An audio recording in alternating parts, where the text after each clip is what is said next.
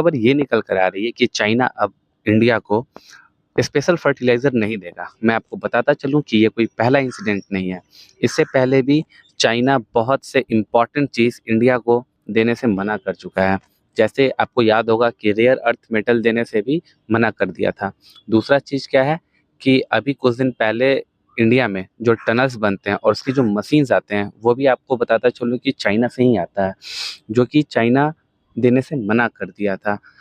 ये एक नया तरह का डिप्लोमेटिक लॉस ही कहेंगे इंडिया के लिए, क्योंकि चाइना जैसे कंट्री को अभी के समय में, जब हम लोग उतने आत्मनिर्भर नहीं हुए हैं, ऐसे दूर होता जाना काफ़ी कष्ट देता है। लेकिन देखते हैं आगे क्या होता है। सरकार को चाहिए कि इन सभी चीज़ों पे, जो कि बहुत ही इम्पोर्टेंट है आपके ग्रोथ के लिए, उस पे एक मतलब फास्ट ट्रैक कोई चीज़ बनानी चाहिए, एक कोई सा लॉ बनाना चाहिए, जिससे कि हम लोग जल्दी से जल्दी आत्मनिर्भर हो सकें और ख़ास करके चाइना जैसे कंट्री से अपने डिपेंडेंसी को हटा सकें, सॉरी माफ़ कीजिएगा, हटा सकें।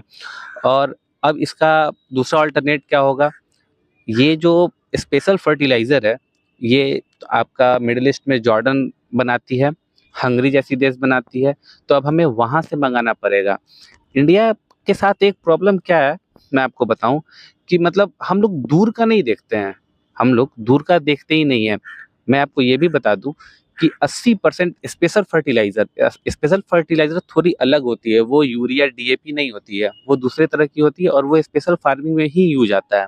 हम लोग अपने यूज़ का 80% स्पेशल फर्टिलाइज़र सिर्फ़ और सिर्फ़ चाइना से मँगाते थे। ऐसा क्यों भाई? हम लोग को ये चीज़ पहले से सोचना चाहिए था कि अगर 80% कोई एक ज़रूरी चीज़ हम लोग एक ही देश से मँगा रहे हैं, तो आखिर तक कब तक चलेगा? वो तो आज रोक देगा, आज आपके यहाँ दिक्कत समस्याएँ खड़ी हो जाएँगी। हम लोग अपने नीड को डाइवर्सिफ़ाई क्यों नहीं करते हैं?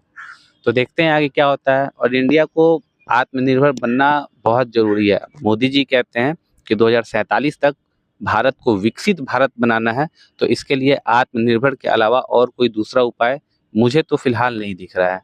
जय हिंद, जय भारत।